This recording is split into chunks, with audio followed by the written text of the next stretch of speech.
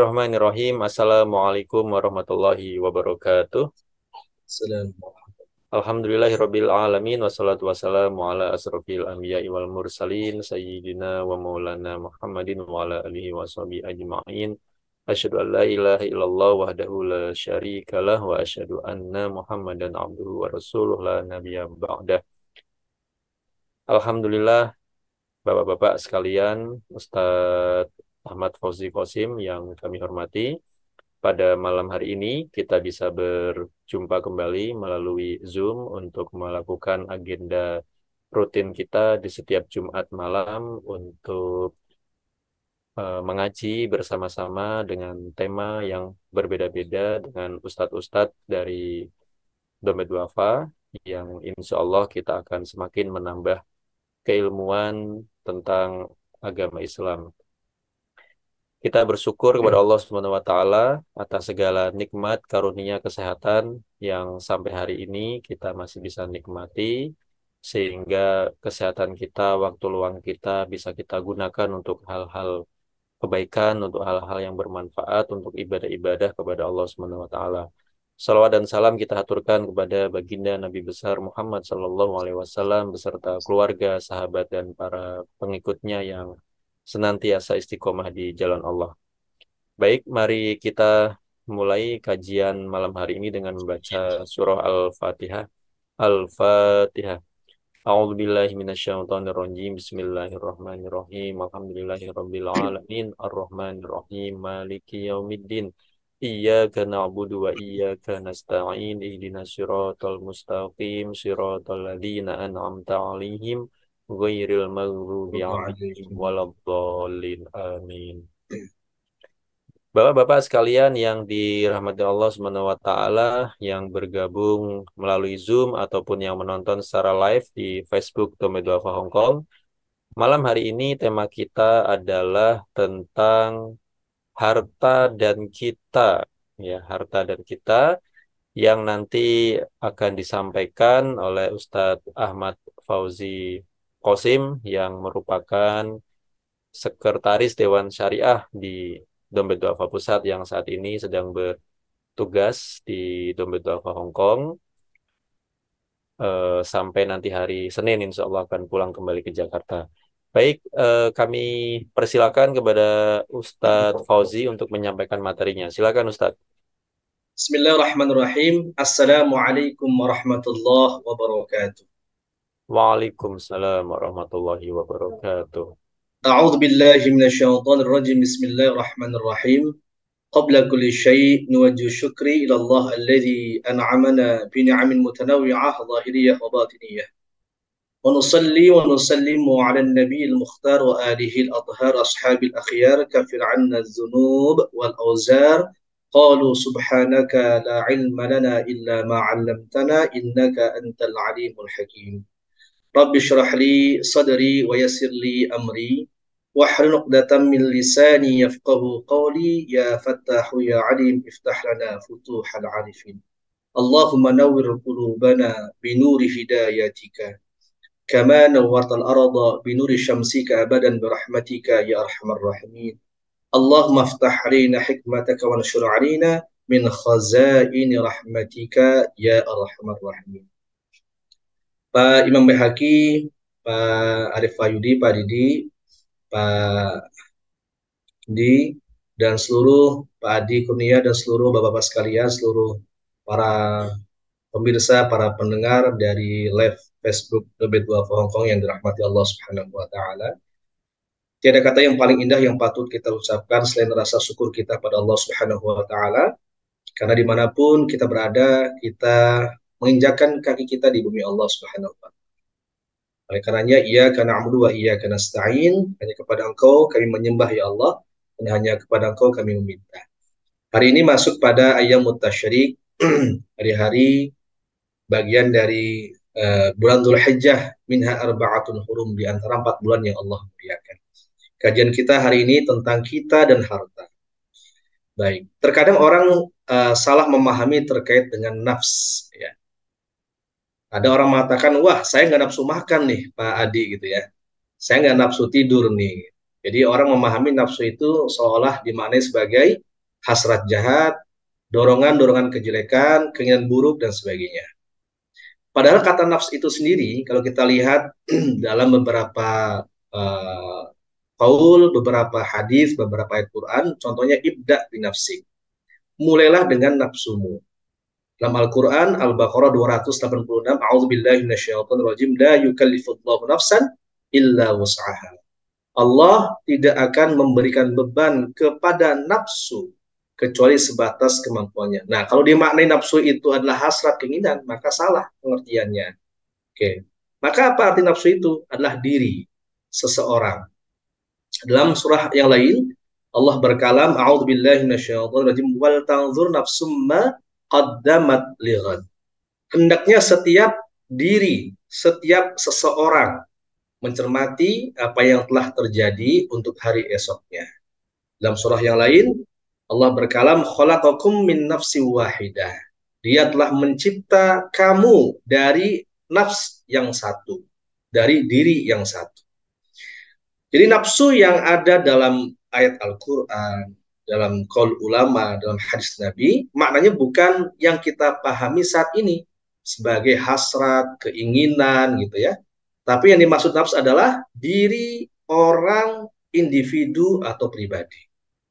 Nah, kalau yang dimaksud dengan hasrat biologis, dorongan emosional, keinginan, gejolak kebinatangan, maka dalam istilah Arabnya bukan nafsu, tapi al-hawa. Ya. Ada orang yang kemudian memaknai al-hawa itu, oh pantas Hawa itu sama kayak Siti Hawa gitu ya. Orang perempuan tuh hasratnya besar, ya. Dorongan seksualnya besar, enggak. Hawa beda dengan hawa. Ada hawa ya yang berarti dorongan biologis, ada hawaun udara, ya. Kita memaknainya ini hawa nih, wah hawanya panas, hawanya dingin gitu ya. Ada hawa, hawaun, ini Siti Hawa, istri dari Nabi Adam alaihi salam. Maka dalam beberapa ayat dikatakan wala fala tattabi'ul hawa an ta'dilu. Maka janganlah kamu mengikuti al-hawa, mengikuti dorongan hasrat ya, yang jelek, yang buruk karena ingin menyimpang. Dalam ayat yang lain dalam surah Al-Kahfi Allah berfirman wala tuti' man aghfalna qalbahu an dzikrina wattaba'a hawa. Dan janganlah kamu mengikuti orang yang kolbunya telah kami lalaikan dari mengingat kami lalu menuruti hawanya. Ya. Nah, manusia hari ini, kita semuanya, ketika dalam kandungan seorang ibu, kita dilahirkan fi ahsani taqwim, dalam keadaan yang sempurna. Kenapa sempurna? Ada jasadnya, ada casingnya, gitu ya. Ya, ada basyarnya, tubuh biologis kebinatangan yang kita nggaklah beda dengan binatang yang lain, ya, kambing, kucing dan sebagainya. Bahkan nanti ada yang namanya kematian. Ketika kita mati, ya jasad kita nggak berfungsi sama seperti binatang yang lain. Lalu ada hayat, strumnya, ya, ada nyawanya, prana gitu ya, ada kehidupannya, ada al-hawa, ya, syahwat perut, syahwat kemaluan, syahwat mulut dan telinga, syahwat mata sehingga kita tidur malas, syahwat mulut ngerumpi ngobrol, syahwat kemaluan libido seks, syahwat perut makan minum, ya. Oke, ini diri kita yang berbentuk basyar, badan. Kalau kita menganggap badan kita itu adalah diri kita yang sebetulnya, maka selesailah ketika datang kematian. Ya. Mati, kaki kita nggak berubah, tangan kita nggak berubah, mulut nggak bisa berucap, selesailah kehidupan kita. Tapi apakah yang dimaksud dengan nafs itu gitu ya? Oleh karenanya ada satu motivasi yang ini tadi saya sampaikan saat khutbah di KJRI. Al-kayyis mandana nafsahu wa amila lima ba'dal maut. Orang yang cerdas, orang yang pintar adalah orang yang bisa menaklukkan nafsunya, dirinya, wa amila lima ba'dal maut, dan bekerja untuk keadaan sesudah kematiannya. Wal ajizu man atba'a nafsuhu hawaha wa tamanna 'ala Allah azza wa jalla. Dan orang yang lemah adalah orang yang memperturutkan dirinya akan hawanya seraya berharap kepadanya. Maka kita punya paradigma. Kalau kita anggap diri kita itu hanya tubuh gitu ya, hanya fisik, maka apa bedanya dengan binatang? Apa bedanya dengan makhluk yang lain? Oleh karenanya kita pahami bahwa dalam Al-Quran, inni khalikum basyaram min tin. Sesungguhnya akulah pencipta basyar dari tanah. Jadi kalau kita ibaratkan diri kita itu seperti alat komunikasi, HP gitu ya. Basyar itu adalah casingnya. Dan Allah Subhanahu wa taala dalam beberapa hadis dan qaul ulama dikatakan innallaha la yanzuru ila suwarikum wa amwalikum walakinallaha yanzuru ila qulubikum wa a'malikum. Allah tak memandang rupamu, fisikmu, jasadmu, hartamu, namun yang Allah pandang adalah kolbumu dan amaliyah perbuatan. Lalu kenapa kemudian manusia itu dikasih casing yang namanya basyar, badan, jasad? Ya karena ketika kemudian dihadirkan di muka bumi ini, manusia itu punya peran. Selain abid hamba Allah, juga khalifah fil ard. Kita bisa melestarikan alam, bisa menanam pohon, gitu ya. Bisa muamalah, bisa berhubungan suami istri. Kalau nggak ada badan nggak bisa. Bayangin kalau kita kumpul di sini ya dengan Pak Imam, dengan Pak Didi, dengan Pak Adi, ketemunya hanya rohnya aja bergantungan loh, bergelayutan gitu. Nggak ada jasadnya, nggak ada basyarnya. Kita kan bisa salaman.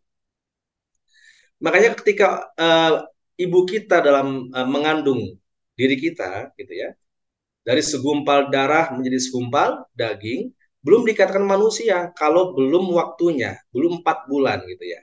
Kita sering mengatakan kalau 4 bulan itu sudah utuh yang namanya insan. Al-insan itu udah utuh ketika usia 4 bulan gitu. Kenapa? Fa'idha sawaituhu wa nafakhtu fihi min ruhi. Ya, ketika usia 4 bulan itu di beberapa pendapat para ulama ya, ku sempurnakan lalu ku tiupkan ke dalamnya sebagian dari ruhku. Nah, maka ketika badan itu adalah kandungan seorang ibu, sudah dikatakan manusia ketika ditiupkan ruhnya. Lengkaplah diri kita. Ada basyarnya, ada hayatnya, ada hawanya, ada ruhnya. Lalu kemudian dilahirkan dari seorang ibu ke dunia, sempurnalah kita dalam penciptaannya, fi ahsani taqwim. Kenapa? Lengkap, ada basyar, ada jasad, ada hayat, ada hawanya. Itu. Baik. Lalu pertanyaannya adalah, diri kita yang sebetulnya diri kita yang mana? Kalau kita menganggap diri kita itu hanya ini loh, badan, ya selesai ketika kematian datang. Kita masuk alam kubur, bisa jadi rusak rata dengan tanah. Selesailah kehidupan kita. Pertanyaannya kalau kita lihat para jamaah haji ya di kota Madinah gitu. Nabi Muhammad biasa hari Jumat ziarah gitu, ke makam Al-Baqi' Al-Gharqad. Assalamualaikum ya ahlal Baqi' Al-Gharqad. Setiap tahun baginda Nabi haul ya. Setahun sekali palingnya menengok para syuhada Uhud. Di situ ada pamannya Nabi Hamzah ya, memberi salam. Pertanyaannya ketika kita salam ke alam kubur, itu makhluknya ada enggak? Kalau makhluknya enggak ada, ngapain kita salam gitu? Domirnya itu kan kum. Kata tunjuknya itu kum. Kum itu mukhotob yang jamak yang banyak. Berarti ketika kita ziarah lewat kubur, sunnah untuk salam, makhluknya ada nggak? Ada. Nah, pertanyaan makhluk yang mana? Kalau ini maksud makhluk yang berbentuk jasad jasmani, bisa jadi udah hilang, tinggal tulang belulang. Berapa kali saya bawa jamaah haji dari travel gitu ya, sekian hari tinggal pulang dari Madinah, wafat. Lalu kita kubur ke Baqi', ya. Tulang belulang yang tadinya manusia mengisi satu lubang, itu kan dipindahkan, dijadikan satu ke tempat khusus tulang-tulang yang digabungkan dengan yang lain gitu. Lalu kosong lagi. Artinya apa? Jasad-jasad yang dikuburkan dari zaman Nabi, sahabat Nabi sampai sekarang ini kan wah, mungkin jumlahnya bisa jadi ribuan bahkan jutaan orang yang dimakamkan di Baqi'. Pertanyaannya jasadnya masih ada nggak? Kan hampir semuanya hilang gitu ya. Kecuali beberapa ulama-ulama tertentu gitu ya. Ya. Para sahabat Nabi juga yang masih utuh. Allah alam. Beberapa sudah Pak, sudah nggak ada, tinggal tulang belulang. Nah pertanyaan, kalau yang dikatakan itu nggak ada makhluknya, kenapa kita salam? Assalamualaikum ya ahlat diyar wa inna insyaallah bikum lahiqun. Walau itu sunnah Nabi Shallallahu Alaihi Wasallam. Nah artinya perlu kita pahami bahwa diri kita yang sejati adalah diri kita yang ruhani. Ketika orang sudah meninggal dunia, ada kata mati, ada kata wafat. Berbeda. Mati itu jasadnya, fisiknya. Wafat itu ruhnya. Tufiya, diangkat ruhnya dari jasadnya. Lalu kemudian jasadnya masuk ke alam kubur. Bisa rusak, bisa rata dengan tanah. Pertanyaannya, orang-orang tua kita yang sudah wafat tuh masih hadir nggak mereka? Masih ada nggak? Ada di alam barzakh. Gitu ya. Alam pembatas antara dunia dan akhirat. Bagi orang-orang yang beriman ditempatkan di Aliyin, bagi orang-orang yang kafir ditempatkan di Sijjin. Maka ada satu kisah seorang sahabat Nabi, ini hadisnya sahih, ada dalam kitab Al-Asuriyah. Ketika sahabat Nabi dari Bani Salamah bertanya pada Rasulullah, ya Rasulullah, ini ada di materi ini saya cantumkan. Ya Rasulullah, idza ja'ahu rajulun min Bani Salimah faqala ya Rasulullah hal baqiya min birri abawaya syai'un abarruhuma bihi ba'da mautihima? Qala na'am. Ya Rasulullah, orang tua saya sudah wafat ya Rasul. Ayah ibu saya sudah meninggal dunia. Ya. Apakah ada bentuk atau cara kita berbakti kepada mereka yang sudah wafat? Apa kata Nabi? Naam. Ya, masih ada. Jadi ketika orang tua kita sudah wafat itu bukan berarti selesai hubungan kita dengan mereka. Ayah ibu saya sudah wafat. Ya. Apalagi kakek nenek ke atas gitu. Apa kemudian kita diam saja, gak ngapa-ngapain? Nah ini ada cara kita berbakti kepada mereka.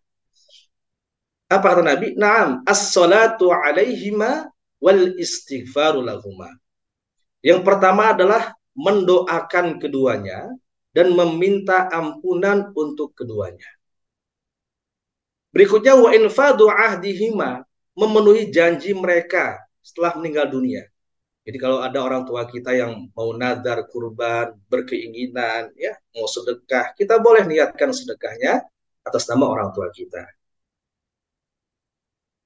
Wasilatul rahmil lati la tusallu illa bihima. Dan kita tidak boleh memutus hubungan dengan karib kerabat yang ada hubungan dengan orang tua kita.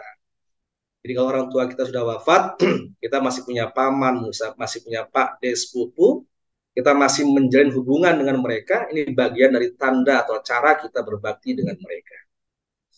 Wa ikramu sadiqihima, dan memuliakan kedua teman orang tua kita.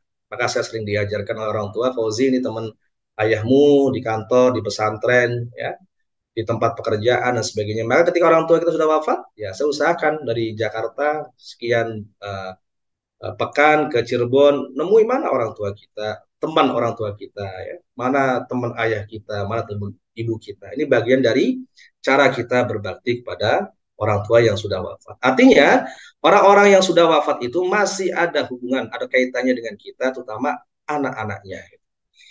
Nah, sekarang diri kita yang masih hidup ini, ya, sebetulnya diri kita yang mana sih yang perlu kita pompa? Nah, antara dunia dan alam barzah itu memang dimensi jasmani ini yang lebih besar dibandingkan dari sisi rohaninya. Nanti kebalikannya, ketika di alam barzah, rohaninya yang memang punya tekanan dibandingkan jasmaninya, jasadnya. Karena jasadnya bisa dirusak, bisa jadi rata dengan tanah. Nah, pusatnya roh itu ada di kolbu. Kolbu ada kolbu jismani, ada kolbu rohani. Ya. Kita masih ingat dengan hadis Nabi SAW. Ya. Sesungguhnya di jasad kita ini ada mudghah, ya, sebongkah daging. Jika ia sehat, maka sehatlah jasad seluruhnya. Jika ia rusak, rusaklah jasad seluruhnya. Bongkahan daging itu adalah kolbu. Kolbu itu apa? Di Indonesia sering namanya kolbu itu adalah hati. Hati kalau dipadankan dengan liver, itu bahasanya bukan kolbu, tapi kibdun atau kibdah. Waktu saya di Mesir misalnya ya, ketemu dengan anak-anak belajar tentang biologi, ya, istilah liver itu bukan kolbu, tapi kibdun atau kibdah. Ya. Tapi kalau kolbu itu adalah jantung yang ada di sebelah kiri atas, yang ada letaknya di jantung. Ya. Lalu ada kolbu rohani. Kolbu rohani itu adalah sesuatu pusatnya kebahagiaan, pusatnya kecerdasan, ya. Ada rasa keimanan. Kalau kita mau buat maksiat ada yang menolak, itu kolbu yang rohani. Bahkan kita berkomunikasi dengan Allah melalui apa? Melalui kolbu. Wa'alamu annallaha yahulu bainal mar'i wa qalbi. Sungguhnya Allah berkomunikasi dengan hambanya, dengan manusia melalui kolbunya. Makanya banyak ulama mengatakan tentang apa? Obatnya hati gitu ya. Tombo hati. Karena innal mu'mina idza adnaba kanat nuktatun sauda'u fi qalbi. Sesungguhnya orang beriman itu kalau berdosa akan berbentuk bercat hitam dalam kolbunya. Ini kolbu yang mana? Kolbu yang rohani. Jadi ngaji kita hari ini, taklim, kajian, ya, itu bagian dari bagaimana kita menguatkan kolbu-kolbu kita sebagai pusatnya ruh. Makanya ada siraman rohani, ada siraman jasmani. Ya, kalau olahraga, makan, ini kan kaitan dengan jasmani kita. Tapi kolbu itu dengan apa? Dengan zikir, dengan sholat, ya, dengan berpuasa. Ini harus kita jaga juga. Nah, jasad kita ini yang dihadirkan di muka bumi ini nggak lama. Tadi saya sampaikan di khutbah Jum'ah, a'maru ummati ma baina sittin ila sab'in. Umur umatku, masa kontrak kita di dunia, itu pol-polnya antara 60 sampai 70 tahun. Wa aqalluhum mayyajuzu dzalik. Kaulah ada yang lebih daripada itu, kagak banyak. Ternyata ketika Nabi Muhammad menyampaikan ini ke para sahabat, Rasulullah juga merasakan wafat di usia 63 pada tahun 11 Hijriah. Beberapa bulan setelah beliau haji wada. Lalu kemudian baginda Nabi Shallallahu Alaihi Wasallam digantikan oleh khalifah yang pertama, yakni siapa? Abu Bakar Siddiq. Abu Bakar Siddiq selain sahabat Nabi, juga mertuanya Nabi. Karena punya putri namanya Aisyah radhiyallahu anha dinikahi oleh baginda Nabi sallallahu alaihi wasallam. Abu Bakar Siddiq pemerintah kurang lebih ya nggak nyampe 3 tahun lah. Ini kalau kita belajar sejarah, saya dulu sering ngobrol dengan Pak Didi, kita buka Ar-Rahiq Al-Maktum, itu salah satu referensinya. Ya. Ya. Abu Bakar Siddiq memerintah Islam kurang lebih 2 tahun setengah sampai beliau wafat pada tahun 13 Hijriah di usia 63 tahun. Lalu digantikan khalifah yang kedua, yakni siapa? Umar bin Khattab. Yang juga mertuanya baginda Nabi, karena punya anak namanya Hafsah. Ya.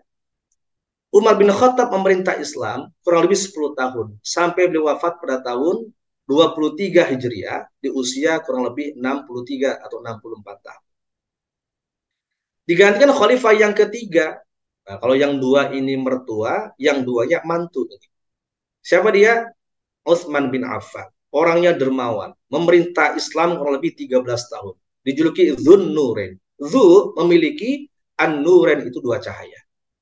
Karena baginda Nabi punya putra-putri itu 7.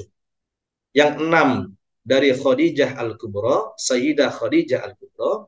Yang 1 dari istri Nabi Maryah Al-Qibtiyah. Fatimah, Zainab, Ummi Kulsum, Ruqayyah, Qasim, Abdullah, itu dari Khadijah Al-Kubra, ya. Baru kemudian yang terakhir Ibrahim itu dari Maryah Al-Qibtiyah. Nah, di antara dua putrinya dinikahi oleh Utsman bin Affan. Tadi tidak bersamaan, ya, bergantian. Yang satu wafat kemudian ke anaknya yang satunya lagi. Utsman bin Affan, masya Allah, dermawan. Kenapa? Dia pernah berwakaf sebuah sumur yang dibeli dari orang Yahudi, Rauma Al-Ghifari. Bahkan sumurnya melimpah, kemudian dikelola dengan baik, surplus wakafnya diberikan tanah di daerah Markaziyah Ring 1, lalu kemudian dibangunlah kerjasama hotel-hotel bintang 5, Movenpick, yang macam-macam hotel yang lain, surplus wakafnya kemudian diberikan untuk para pengelola masjid dan juga anak yatim yang ada di kota Madinah. Utsman bin Affan memerintah Islam kurang lebih 13 tahun, sampai beliau wafat pada tahun 36 Hijriah di usia 82 tahun. Lalu Khalifah Ar-Rasyidin yang terakhir, yakni Ali bin Abi Thalib. Selain beliau adalah sahabat Nabi, juga menantunya Nabi, juga sepupunya Nabi. Ya, ayahnya Syababul Jannah, Al-Hasan dan Husain, yakni Ali bin Abi Thalib karramallahu wajhah. Pemerintah Islam kurang lebih 4 tahun sampai beliau wafat pada tahun 40 Hijriah, usia 63, kila 64 tahun. Jadi kalau ngomongin masalah masa kontrak kita di dunia itu nggak lama. Umurnya umat Nabi Muhammad itu nggak panjang seperti umat-umat Nabi terdahulu. Makanya kenapa ada Ramadan gitu ya. Ada amaliyah yang berlipat-lipat. Karena apa? Walaupun angkanya pendek, tapi kualitasnya bisa sepadan dengan umat-umat Nabi terdahulu. Ya. Nah, oleh karenanya kalau kita lihat hadis-hadis tadi, rata-rata usianya adalah 60-an tahun. Mudah-mudahan nanti kita diberikan oleh Allah umur yang berkah. Ya. Doanya bukan panjang umur, umur yang berkah. Gitu. Kalau panjang umur, kata Allah, baik, saya panjangkan Pak Ghazali sampai 200 tahun. Gitu. Kata anaknya ini Simbah kok orang mati-mati. Gitu. Tapi bagaimanapun Allah berikan usia, tapi yang produktif, yang berkah, yang berkualitas. Karena ada anak muda wafat di usia 20, mungkin di mata Allah kualitasnya lebih mulia dibandingkan usia yang panjang, tapi amalnya nggak baik. Kira-kira begitu. Nah ini kaitan dengan diri kita yang sebenarnya. Ya. Baik. Lalu kaitan dengan harta. Ya, harta dalam Al-Quran, harta dalam Al-Quran itu diambil dari beberapa kata, ya, beberapa kata. Pertama adalah fadlun, yang berarti keutamaan, keunggulan, kelebihan.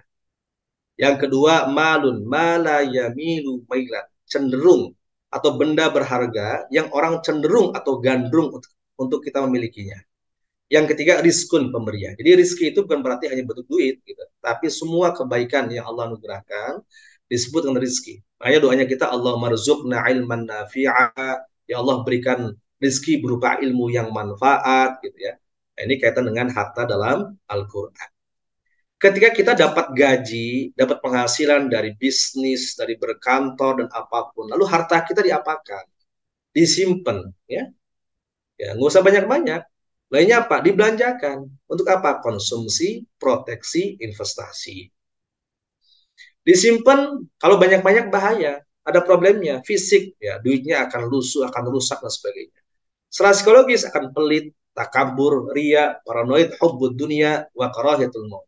Secara ekonomis, pajak, inflasi, depresiasi, dan sebagainya. Maka Allah Subhanahu wa taala mengingatkan dalam surah Al-Humazah, a'udzubillahi minasyaitonir rajim, wailul likulli humazatil lumazah alladzi jama'a malan wa 'addadah yahsabu annama lahu akhladah.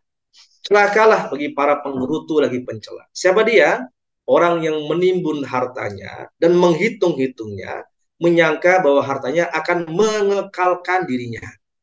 Jadi kalau orang itu udah nggak punya iman, ngerasa harta itu menjadi apa tuh? Jaminan kalau kita hidupnya selamanya.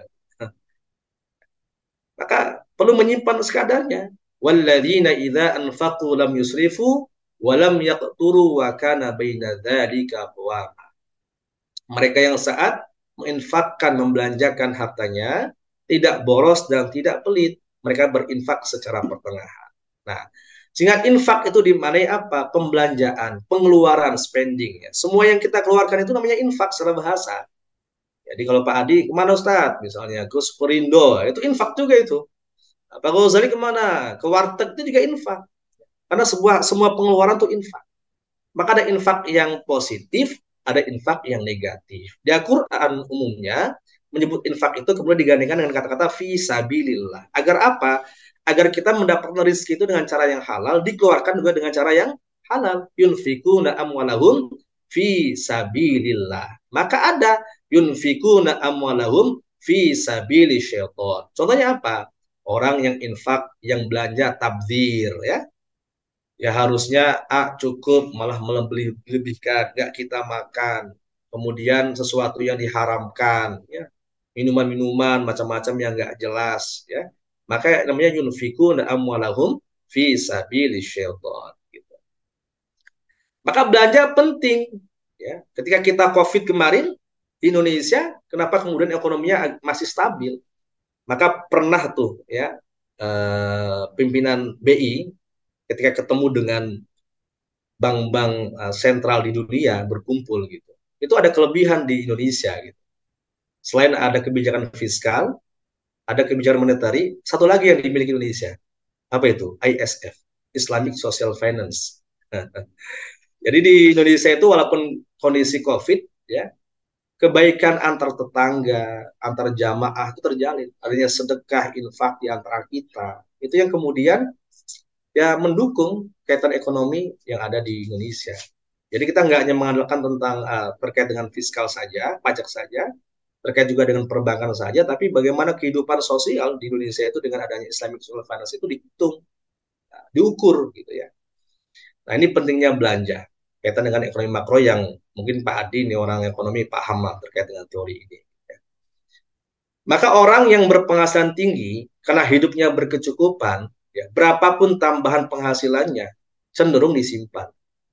Sementara orang yang berpenghasilan rendah karena hidupnya serba berkekurangan, maka berapapun penghasilannya yang diperoleh cenderung dibelanjakan. Oleh karenanya, perlu ada mekanisme untuk meneteskan kelebihan harta dari kelompok orang yang berpenghasilan tinggi, orang-orang kaya, kepada kelompok yang berpenghasilan rendah. Karena kalau nggak muter macet ekonomi kita, gitu ya. Nah, diingatkan dalam surah dalam Al-Quran, kaila yakuna dulatan bainal akhniya. Jangan terjadi harta itu hanya beredar di kalangan orang-orang kaya itu saja. Ya. Di surah lain, alladzina yunfikuna fis sarra'i wadh-dharra. Jadi penting kita belanja, berputar. Nah, pengeluaran yang kita keluarkan untuk istri kita, anak kita, ya, keluarga kita namanya nafkah. Tapi ada harta yang kita keluarkan buat orang lain gitu ya, sebagai maslahat kebaikan, al-maslahatul ammah, ya, hajat hidup publik, itulah yang disebut dengan sodakoh. Sodakoh berasal dari kata sodakoh, membenarkan janji-janji Allah dan Rasulnya. Ya. Nah, sodakoh itu ya ada yang wajib, ya, limited. Bahasa Imam Syafi'i itu ismun lima yukhraju an malin wa badanin ala wajhin maksusin. Sesuatu nama ya atau apapun yang kita keluarkan dari harta badan kita dari orang-orang tertentu, hartanya tertentu, caranya tertentu, waktunya tertentu untuk orang-orang tertentu. Maka kalau zakat itu sedekah yang jelas aturannya. Kalau kita mau sedekah ke tetangga yang non-muslim, yang kaya, boleh infak biasa. Tapi kalau zakat ada ketentuannya. Ya. Oleh karenanya sedekah itu penting. Afdulus sodakoh jahdul mungkin. Utamanya sodakoh, orang yang susah payah dilakukan oleh orang miskin. Makanya sodakoh itu harus punya betul-betul ya azam dan niatan yang kuat. Bicara kurban saja. Banyak orang yang mampu, yang istitoah sebetulnya, nggak berkurban. Gitu ya. Bicara naiknya HP, naiknya kendaraan, masih kita bisa belanja. Tapi ketika kurban, nah, banyak di antara kita nggak berkurban. Tapi ada orang-orang yang secara ekonomi dia hanya memungut sampah, pemulung. Tapi kan sudah punya niat, ya bisa berkurban. Nah, ini pentingnya kita bersedekah dan ada sedekah yang wajib namanya zakat. Nah, kalau kita ibaratkan ini wadah makanan, semua harta yang kita miliki dan kita belanjakan, infak itu ini wadah yang gedenya. Ya. Zakat kita hanya sedikit, wadah sambal. Ya. Kalau luber mau nambah ya boleh namanya sedekah. Ini kaitan dengan harta yang kita miliki. Ada hakum ma'lum, ada hakul lisaili wal mahrum. Saya percepat. Yang kedua, ada harta yang di situ habsul ain, ya, menahan pokoknya, mengalirkan manfaatnya. Jadi ada sodakoh yang sifatnya maksus, limited, konsumtif. Ada sodakoh yang kemudian dikelola, diinvestasikan. yang dalam Islam disebut dengan wakaf atau sedekahun jariyah. Nah, bisa dalam bentuk rumah sakit, masjid, apartemen, yang kemudian keuntungannya ya diberikan kepada mauquf alih. Saya kasih contoh ya. Saya kasih contoh sedikit lagi. Contoh wakaf pendidikan. Nah, oke. Orang belum tahu ternyata ada kampus yang tertua di dunia, Pak Ghazali. Ada lagi Pak Ghazali, bukan Al-Azhar. Coba, coba lihat di situ tuh. Kelihatan nggak? Kampus yang tertua adalah Universitas Qarawiyyin di Maroko tahun 859 di Afrika. Lalu Bologna di Italia 1088, Santo Thomas di Filipina 1611, Harvard di Amerika 1636, ya, Sydney Australia di 1850 dan seterusnya. Ya. Jadi ada yang tua dan ternyata yang tua ada di Maroko. Coba kita tilik di sini ya. Nah, Qarawiyyin di Maroko itu wakifnya namanya Fatimah Al-Fihri, ya. Berdiri pada 30 Juni 859 Masehi. Diawali dari Masjid Akhraf namanya. Luasnya nggak luas banget, hanya 30 meter persegi. Sama kayak Gontor ya. Gontor itu dari masjid bermula gitu kan. Kemudian juga Sultan Agung yang di Semarang, kampus ya. UII di Jogja. Itu wakaf-wakaf Masya Allah umat muslim yang saat ini masih digunakan. Bahkan jariah mengalir. Orangnya sudah wafat ya, tapi pahalanya masih terus mengalir Masya Allah ya. Ya, ini kaitan dengan Qarawiyyin. Nah, contoh lagi Gontor. Nah, ini. Al-Azhar di Mesir 975. Nah, Darussalam 1926. Semuanya berawal dari apa? Dari masjid. Makanya kalau Masya Allah ya, kita punya masjid di Indonesia, itu lagi mulai kita galakkan dengan adanya KMP. Ya, program masjid pemberdaya di seluruh Indonesia. Bagaimana agar fungsi masjid dikembalikan seperti fungsi zaman Nabi. Apa itu fungsi masjid zaman Nabi?